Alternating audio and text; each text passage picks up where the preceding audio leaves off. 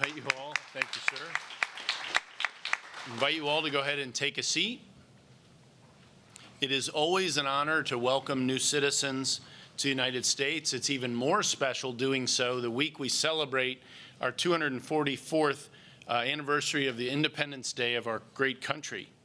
Add to that the historic venue here at the White House and special guests we have for this ceremony, and it will be an occasion our new citizens will always remember for the rest of their lives.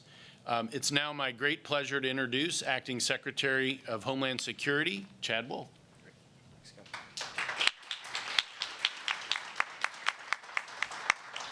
Well, good morning, and thank you, Mr. Vice President, for hosting us here today. And it's certainly a pleasure to be here with Secretary Chow, who herself is a proud naturalized citizen, Joe Edlow. Joe Edlow, who is running U.S. Citizenship and Immigration Services today. And good morning and congratulations on becoming the newest citizens of our great country.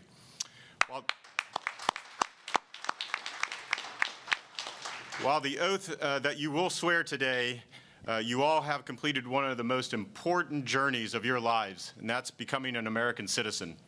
The fabric of America is woven from a variety of backgrounds, races, religions, and creeds, each thread made up of unique individuals such as yourselves coming together to form an even greater nation.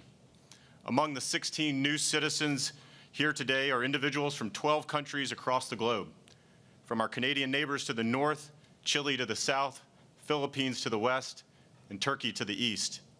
The binding factor that we all share as Americans, however, is our common belief in the ideals enshrined in our Constitution.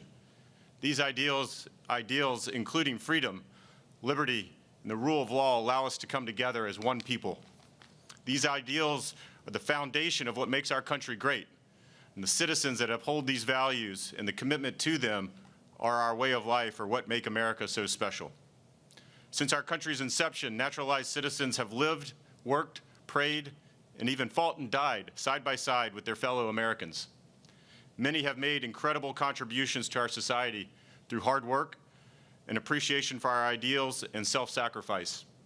Names like Alexander Hamilton, Andrew Carnegie, Albert Einstein, Nikola Tesla, and Elon Musk have graced the pages of U.S. history, each of them immigrants to our great country who have seized the opportunity to maximize their potential.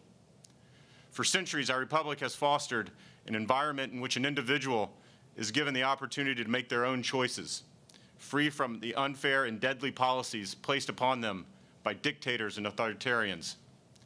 Today, you only need to look at Secretary Chow or the millions of other naturalized citizens who are working to better our country each and every day as examples of the freedom our country provides.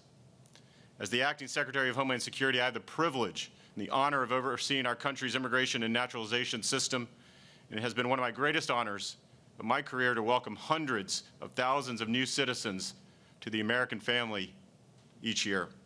You all exemplify the success that comes with a strong, fair immigration system that maintains its integrity.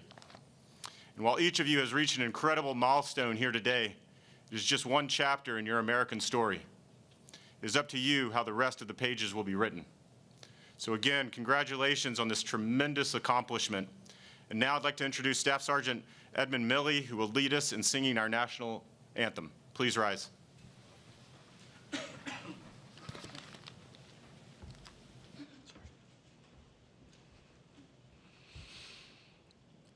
Oh, say, can you see by the dawn's early light what so proudly we hailed at the twilight's last gleaming, whose broad stripes and bright stars through the perilous fight o'er the ramparts we watched were so gallantly streaming, and the rocket's red glare, the bombs bursting in air, gave proof through the night that our flag was still there.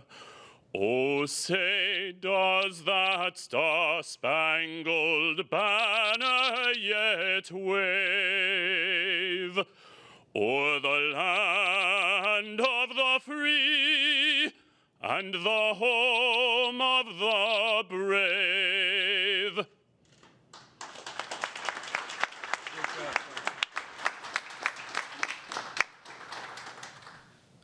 Please be seated.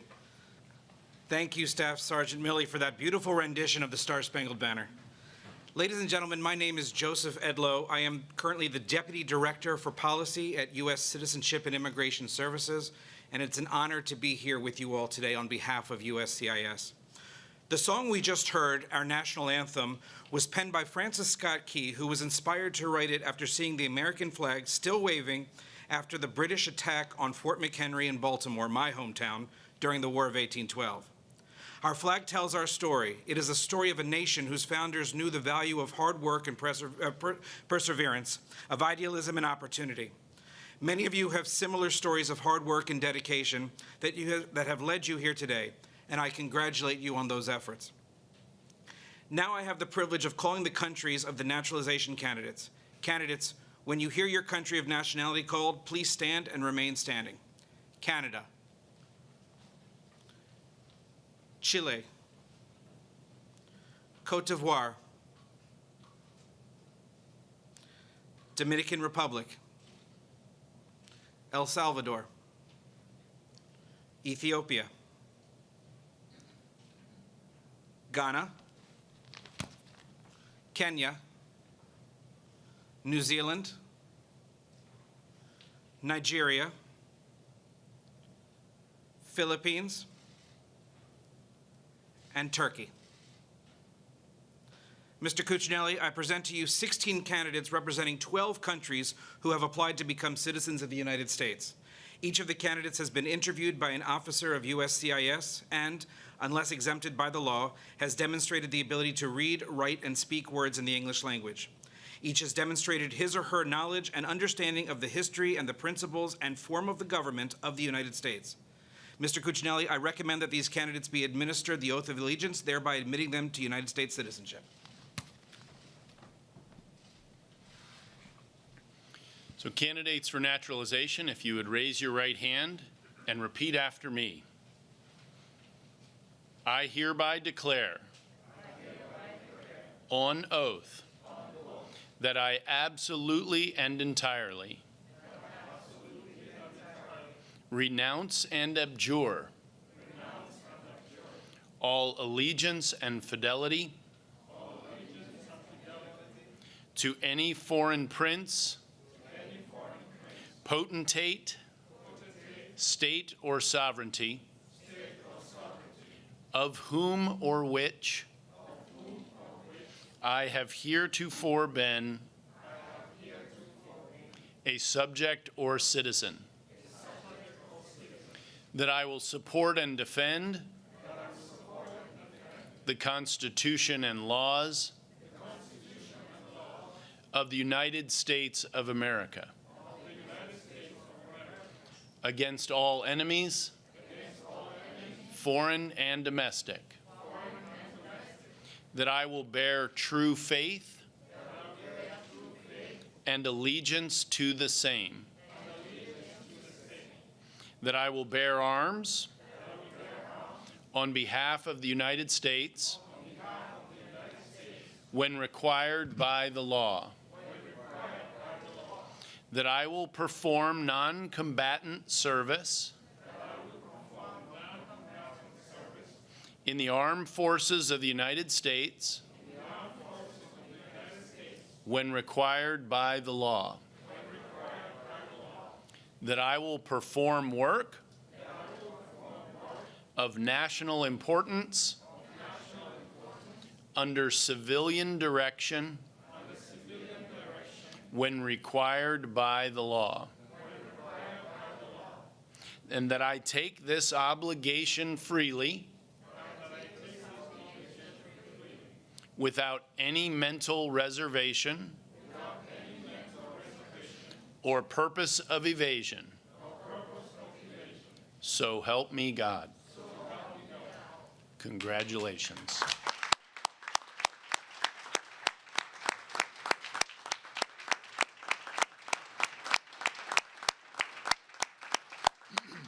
You all are now citizens of the United States of America.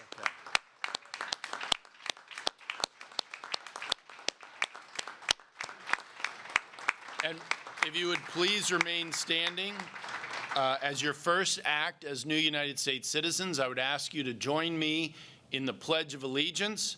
We'll all say it together. You will not repeat after me. We will say it at the same time. I will just get us started. So if everyone would please stand, face the flag, and cover your heart. I pledge allegiance to the flag of the United States of America and to the republic for which it stands, one nation under God, indivisible, with liberty and justice for all. Please take your seats. On behalf of the USCIS and the entire United States of America, it is my great honor to be the first person to refer to you as my fellow Americans.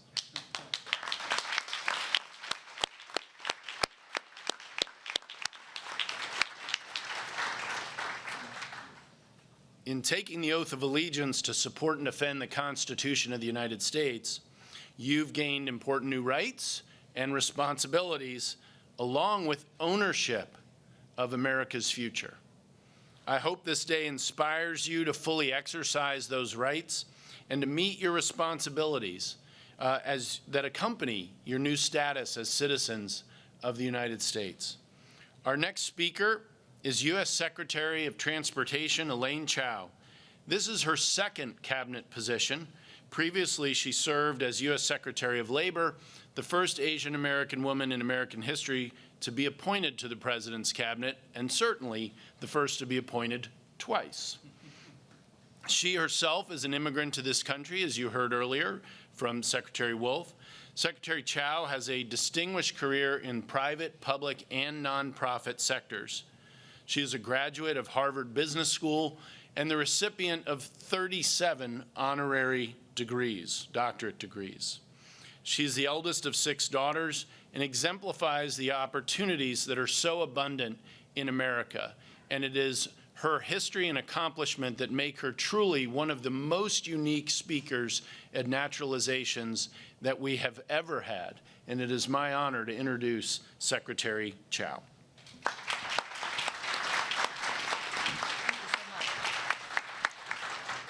Thank you so much. Welcome to the White House. Isn't this special? I came to America when I was 8 years old, and I got my citizenship at age 19.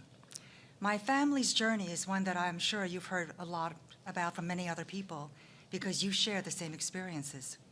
My late mother, Ruth Mulan Chu Chao, and my father, Dr. James S.C. Chao, met during the Chinese Civil War. At the height of the Civil War, they separately left their homeland, and after a 2-year search, my father finally found my mother, convinced her parents to allow them to marry, and started a family. My father became the youngest sea captain at the age of 29.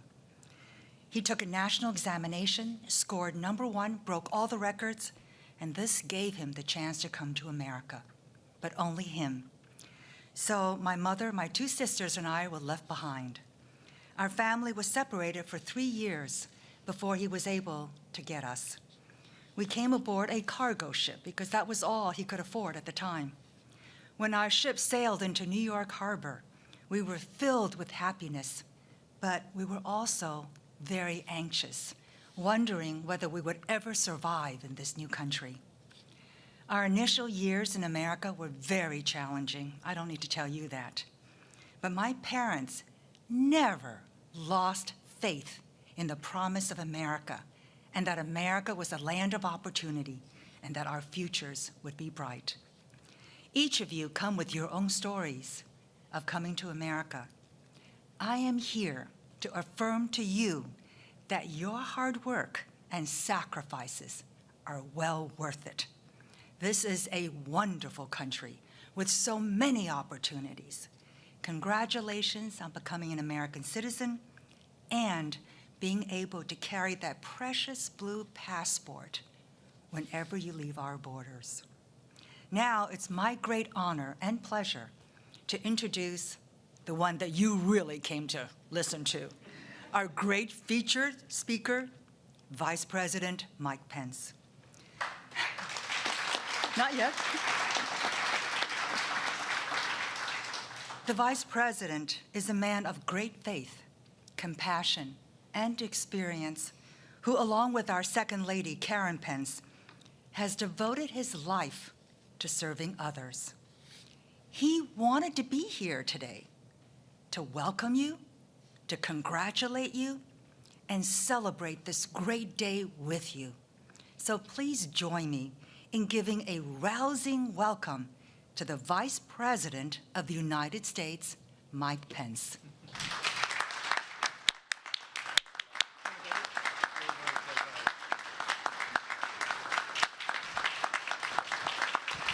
Thank you.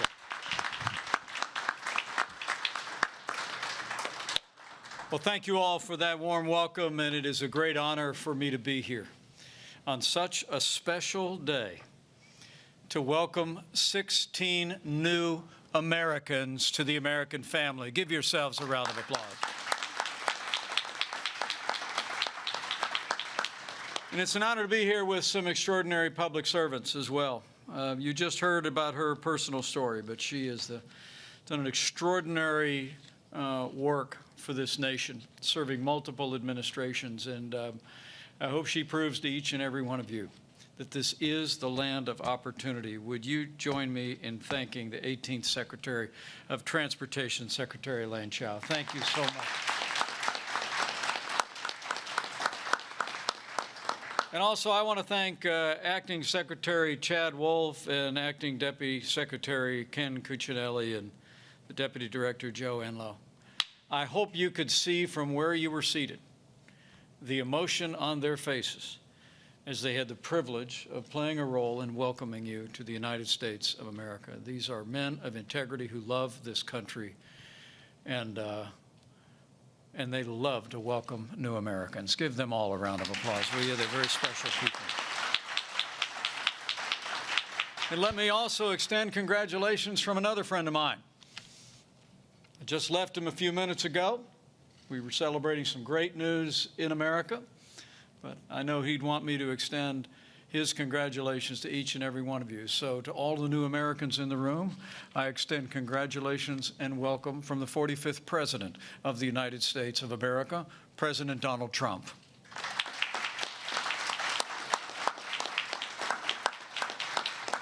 And on behalf of the President and the First Lady, welcome to the White House. It's an honor to have each one of you here for such an important milestone in your life and in the life of this nation. There's no naturalization ceremony that ever occurs in this country that isn't of enormous importance to the life of this nation. Because apart from our Native American brothers and sisters, the reality is that all of us came here from somewhere else. Truth is, my own story, and just 2 short generations ago, involved immigration. Some were brought here against their will. Some came to this continent to seek freedom and liberty. And now, from all different points on the globe, all of you have joined that journey. And we know that you are going to do your families and your nation proud as American citizens. So I welcome you once again.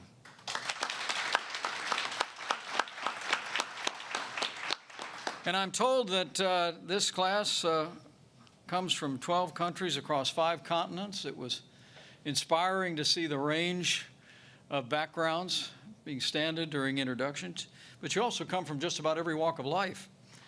A security officer, a cashier, a pilot, a journalist, a contractor, a graphic designer, just to name a few. And now you've brought those talents to the United States of America. And let me just say, on behalf of all the people of this country, thank you. Thank you for bringing your lives, your experience to enrich the greatest nation on earth. We're grateful to each and every one of you for embracing America and becoming American citizens. From those diverse backgrounds, though, you had one common aspiration. You left hearth and home, friends and families. You left the familiar for the unfamiliar.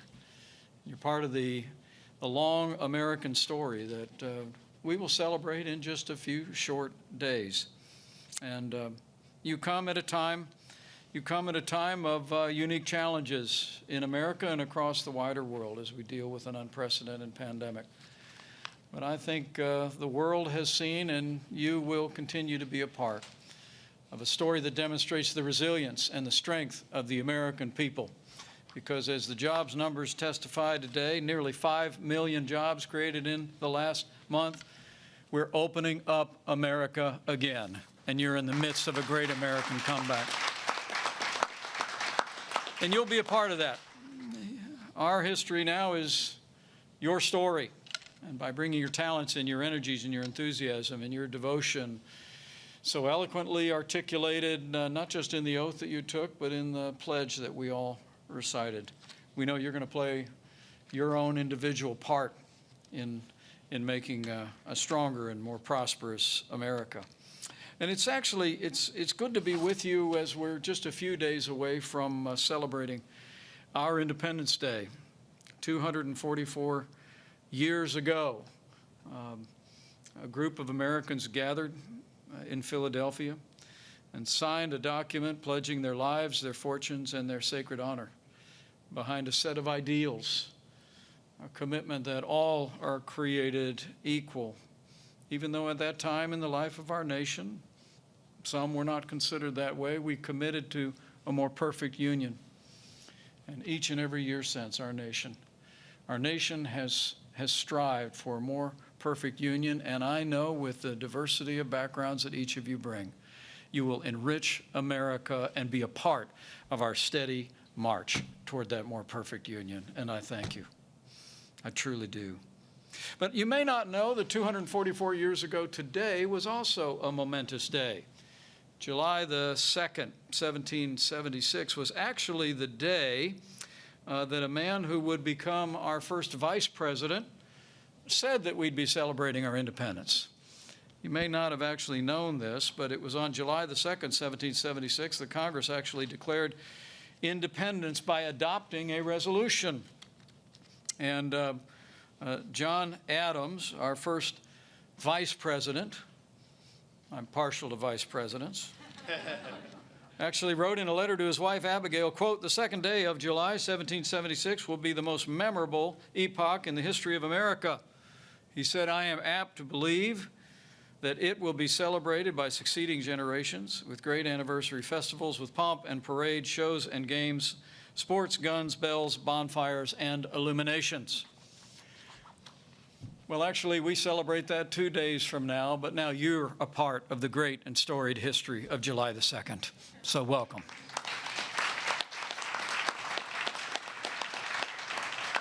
"244 years after that courageous decision, the liberty that was won, now you're a part of America's steady march. And I just want to commend you. I want to commend you for having the courage to reach for your dreams and to make the sacrifices necessary to become part of the greatest nation in the history of the world. And your stories are truly inspiring. Like a man who came to this country 16 years ago from the Philippines.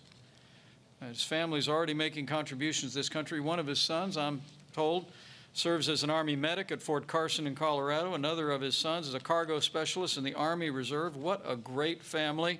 So today, Orlando Medrano is an American and a proud father, to say the least. Stand up and give those boys my best.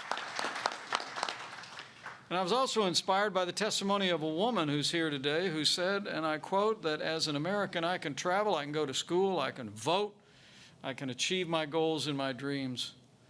In a word, becoming an American citizen for me is freedom. And those inspiring words tell me that she has chosen well, and America has done well by welcoming Fatoumata Ouattara as a new American citizen. Where are you, Fatoumata? Thank you so much. Beautiful words. Welcome.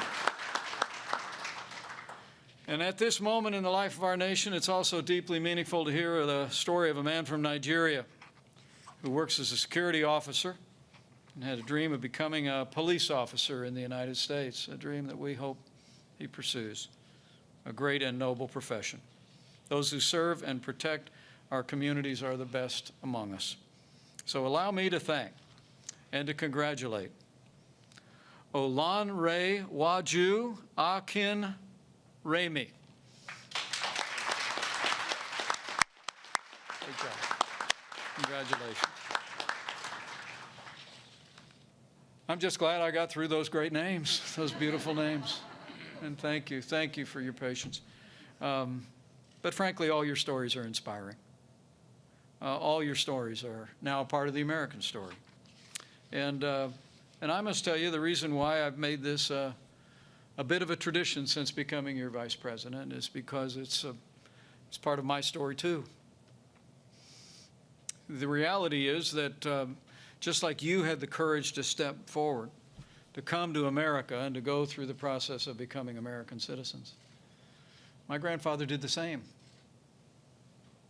In fact, I'll never forget the day that I was inaugurated as the 48th Vice President of the United States. I was sitting up on the platform, and people have asked me since what I thought about at that time. My wife at my side, our 3 children, and I honestly couldn't stop thinking about my grandfather. You see, he came to this country, stepped off onto Ellis Island on April 11, 1923. He took the train to New York City. He moved to Chicago, Illinois. He drove a bus for 40 years. He raised a precocious redhead who would become my mother. Married a salesman and moved to a small town in southern Indiana. And they built everything that matters, a family, a business, and a good name. And that day of Inauguration Day, I couldn't help but think of my grandfather and what he must have been thinking, looking down from glory. You see, I was actually named after him. I'm Michael Richard Pence, and he was Richard Michael Cawley. I've actually been in Ireland to see the house he grew up in with 10 brothers and sisters. The house itself wasn't more than 2 rooms with a thatch roof in Ireland. And the legend in our family is that my great-grandmother managed to get him a one-way ticket to America. And she told him, "You have to go because there's a future there for you." And I was part of that future. My 3 brothers and 2 sisters the same. And now his great-grandchildren. Great-grandchildren are also living the American dream, but it all happened because he made the decision to go, to leave hearth and home behind. He wouldn't see his mother for 25 years. But he did it, and I believe he did it with faith in this country, faith in the boundless opportunities in America, and also with an aspiration and a hope for the children and the grandchildren that would follow. And I'll be forever in his debt, but I'm also a debtor to America. I'm a debtor to America that made good the promise, that put my grandfather on that boat and brought him across. And I want to say to each and every one of you, wherever you have come from, you are now Americans. And America will make good on our promise to each and every one of you. Boundless opportunity for all. So go out and grab that dream.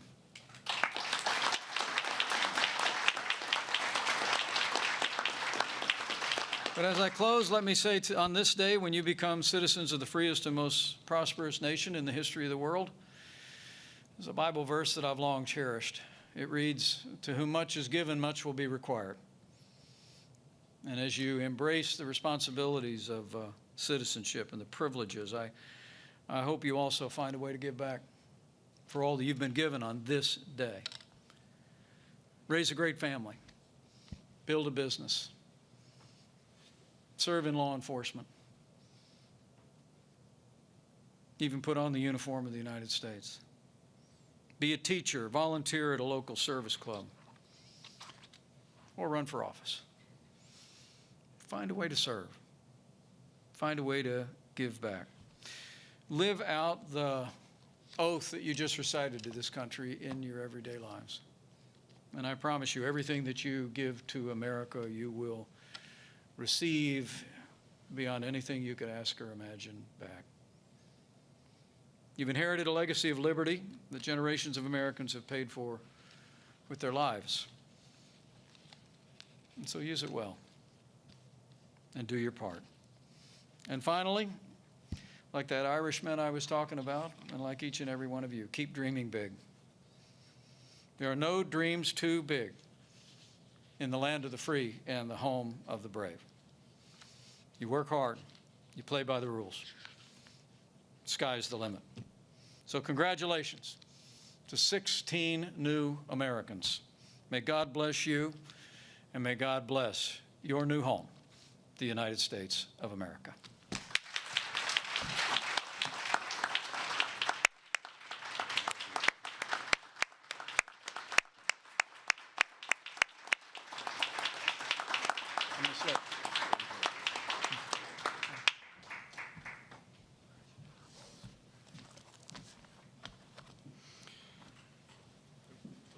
No, that's okay. You can all sit.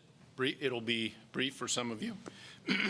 And I appreciate the Vice President's inspiring remarks and Secretary Chow's as well. At this time, we have the privilege of presenting you with your naturalization certificates.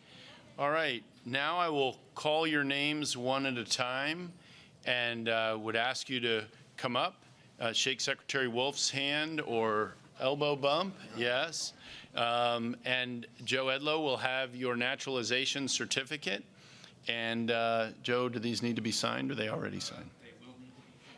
You will sign it yourself. It'll be the last step in the process when you sign your own naturalization certificate.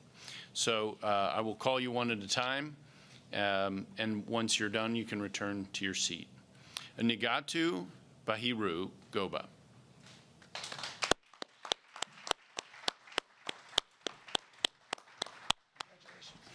Congratulations. Well done. All right. Betty Schellengat Lychena.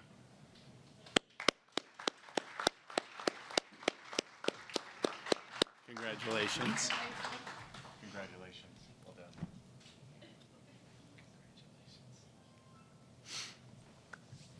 Juan Carlos Gutierrez Zepeda.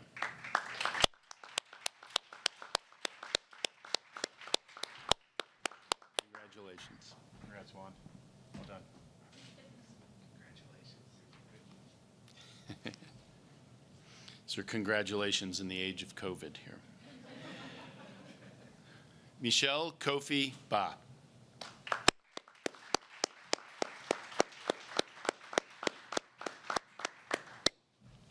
Congratulations. Well done. Congratulations.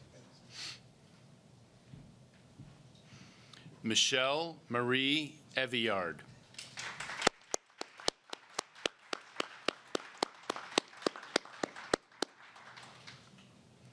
Congratulations. Well done, Michelle. Sharp elbows.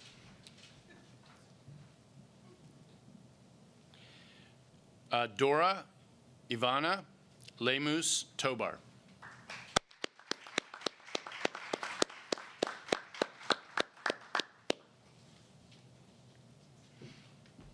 Congratulations. Well done. Good job. All right. Thank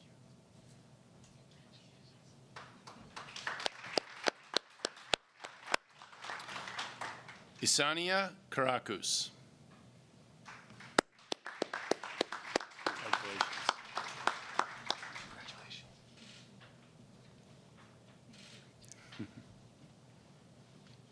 Yasmin Gabriela Rivera Marino.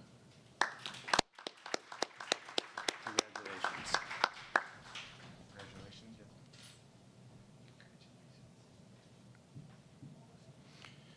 Juen Joy Paraiso Villalon. Congratulations.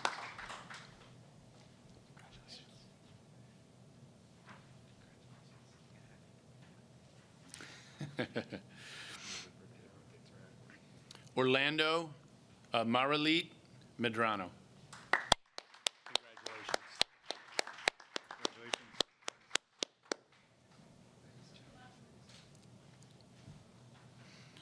Benia Thomas Ugola. Congratulations. Well done.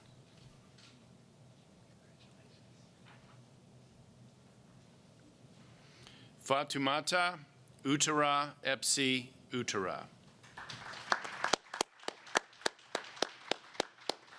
Congratulations. Congratulations.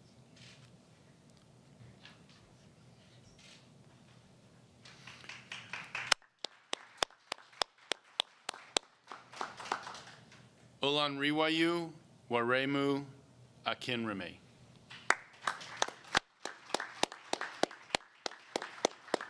Congratulations. Well done. There you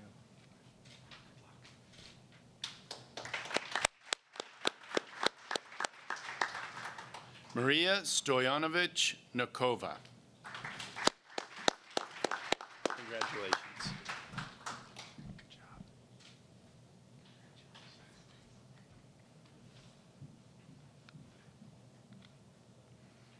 job. Gina now Tamaru Alamar. Congratulations. Congratulations. Good job.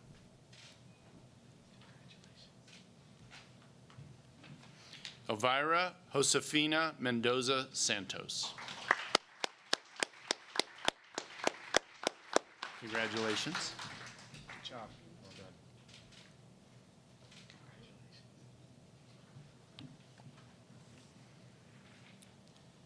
Want to thank all of you for being here today to celebrate this very special day with your loved ones, all the family and friends who came. We're going to, we've finished our photos, so we're concluding the day, and we'll finish with a final congratulations to our 16 new Americans.